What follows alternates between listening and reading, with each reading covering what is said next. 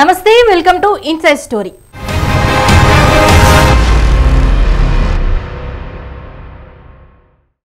Assembly ఎన్నికల్లో చిత్తుగా ఓటమి పాలైన వైసీపీకి ఉమ్మడి విశాఖ స్థానిక సంస్థల ఎమ్మెల్సీ ఉప ఎన్నిక విజయం కొండంత బలాన్నిచ్చింది. ఈ ఊపులోనే సొంత జిల్లా కడప జెడ్పీ చైర్మన్ పీఠం నిలబెట్టుకునేందుకు సిద్ధమైంది. విశాఖ వ్యూహాన్ని ఇక్కడ ఫాలో అవ్వాలని భావిస్తున్నారు వైసీపీ అధినేత. మరి జగన్ స్ట్రాటజీ వర్కౌట్ అవుతుందా? ఇక రాజకీయాలకు తాత్కాలిక బ్రేక్ ఇచ్చి మాజీ ఎంపీ గల్లా జయదేవ్ పొరపాటు చేశారా, లేదంటే ఆయనకు కేంద్ర మంత్రి పదవి దక్కి ఉండేదా? త్వరలోనే పాలిటిక్స్ లో గల్లా జయదేవ్ యాక్టివ్ అవుతారంటూ ప్రచారం సాగుతున్న వేళ వినిపిస్తున్న ఈ కామెంట్లు ప్రాధాన్యం సంతరించుకుంటున్నాయి. కేవలం ఇవే కాదు, తమిళగడ్డపై ఇళయ దళపతి విజయ్ పార్టీ ప్రభావం ఏ స్థాయిలో ఉండబోతోంది? ఇలాంటి అంశాలపై విశ్లేషణతో వచ్చింది ఇవాల్టి ఇన్సైడ్ స్టోరీ.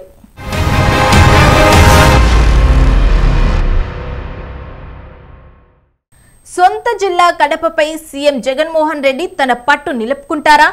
జెడ్పీ చైర్మన్ పీఠాన్ని కాపాడుకోవటంలో సక్సెస్ అవుతారా? ఇప్పటికే కొంతమంది నాయకులు కూటమి నేతలతో టచ్లో ఉన్నారన్న ప్రచారం సాగుతున్న వేళ వైసీపీ అధినేత వ్యూహాలు ఎలా ఉండబోతున్నాయి? విశాఖ స్థానిక సంస్థల ఎమ్మెల్సీ ఉప ఎన్నికలు అనుసరించాల్సిన వ్యూహాన్నే మాజీ సీఎం జగన్ తన సొంత జిల్లాలోనూ ఉపయోగించుకోబోతున్నారా?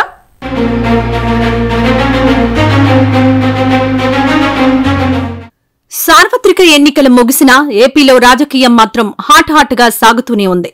మొన్నటికి మొన్న విశాఖ స్థానిక సంస్థల ఎమ్మెల్సీ ఉప ఎన్నికల్లో అధికార విపక్షాలు చివరి వరకు నువ్వా నేనా అన్నట్లుగా పోటీ పడ్డాయి. చివరకు అధికార పక్షం పోటీ చేయవద్దని నిర్ణయించడంతో వైసీపీ నుంచి బరిలో ఉన్న బొత్స సత్యనారాయణ ఎమ్మెల్సీగా ఏకగ్రీవంగా ఎన్నికయ్యారు. ఈ పొలిటికల్ వేడి మర్చిపోకముందే కడప జెడ్పీ చైర్మన్ పీఠం గురించి చర్చ సాగుతోంది.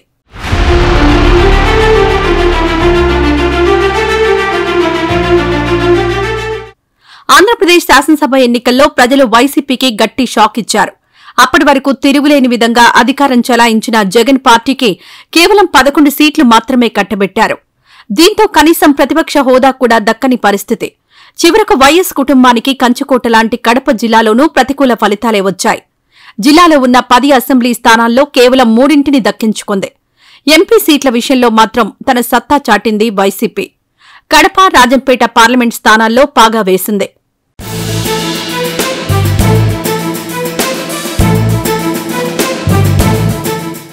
కడప జిల్లాలో ఉన్న పులివెందుల, బద్వేలు, రాజంపేట 3 చోట్ల మాత్రమే గెలుపొందింది వైసీపీ. మిగిలిన చోట్ల టీడీపీ కూటమి పార్టీలు విజయం సాధించాయి. ఇది ఇప్పుడు వైసీపీకి డేంజర్ బెల్స్ మోగిస్తోంది. గతంలో వైసీపీ అధికారంలో ఉన్నప్పుడు జరిగిన స్థానిక సంస్థల ఎన్నికల్లో జగన్ పార్టీ తిరుగులేని విజయాన్ని సాధించింది. జిల్లాలో అన్ని జెడ్పీటీసీ స్థానాలను గెలుచుకుంది. ఫలితంగా జిల్లా పరిషత్ చైర్మన్ పీఠాన్ని కైవసం చేసుకుంది. జెడ్పీ చైర్మన్ గా అప్పట్లో మాజీ ఎమ్మెల్యే ఆకేపాటి అమర్నాథ్ రెడ్డికి బాధ్యతలు అప్పగించారు జగన్.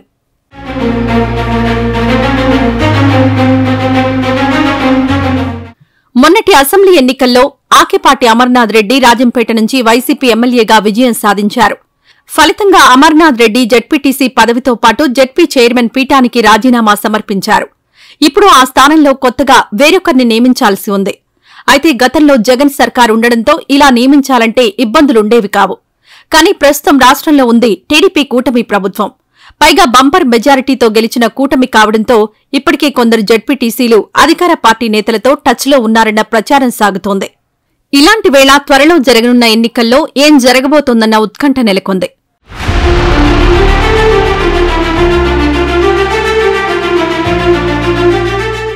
వాస్తవంగా చూస్తే జిల్లా స్థానిక సంస్థల్లో వైసీపీకి తగినంత బలం ఉంది.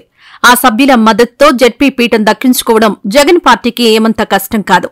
కానీ జిల్లాలో మెజారిటీ ఎమ్మెల్యేలు టీడీపీ కూటమి వాళ్లు కావడం, ఇప్పటికే కొంతమంది ప్రజాప్రతినిధులు అధికార పార్టీతో టచ్లో ఉన్నారన్న ప్రచారం జరుగుతూ ఉండడంతో జగన్ అలర్ట్ అయ్యారు. ఎట్టి పరిస్థితుల్లోనూ సొంత జిల్లాలో ఉన్న జెడ్పీ పీఠాన్ని దక్కించుకోవడమే లక్ష్యంగా పావులు కదుపుతున్నారు.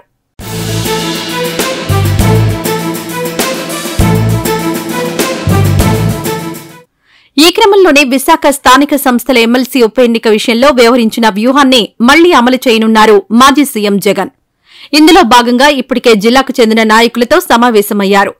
విశాఖ ఎమ్మెల్సీ గెలుపు విషయాన్ని వారితో ప్రస్తావిస్తూ రాష్ట్రంలో టీడీపీ కూటమిపై ప్రజా వ్యతిరేకత పెరుగుతోందని, అధికార పార్టీ ఎన్ని ప్రలోభాలు పెట్టినా ధీటుగా ఎదుర్కోవాలని నాయకులకు దిశానిర్దేశం చేస్తున్నారు. కొన్ని నెలలు ఓపిక పడితే తిరిగి మనకే అధికారం దక్కుతుందని, కూటమి ప్రభుత్వం చేసే చర్యలతో ఖచ్చితంగా పవర్ మనకే వస్తుందని పార్టీ నేతలకు నచ్చజెబుతున్నారు జగన్.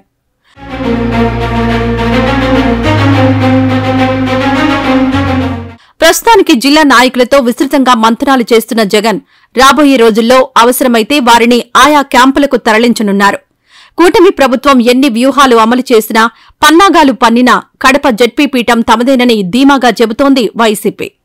విశాఖ సంగతి సరే, కడప జడ్పీ విషయంలో అధినేత వ్యూహాలైతే బాగానే ఉన్నాయి, కానీ వాస్తవంలోకొచ్చేసరికి అవి ఇక్కడ ఎంత మేరకు వర్కౌట్ అవుతాయన్న దానిపైనే గెలుపు ఆధారపడి ఉందన్న మాట వినిపిస్తోంది.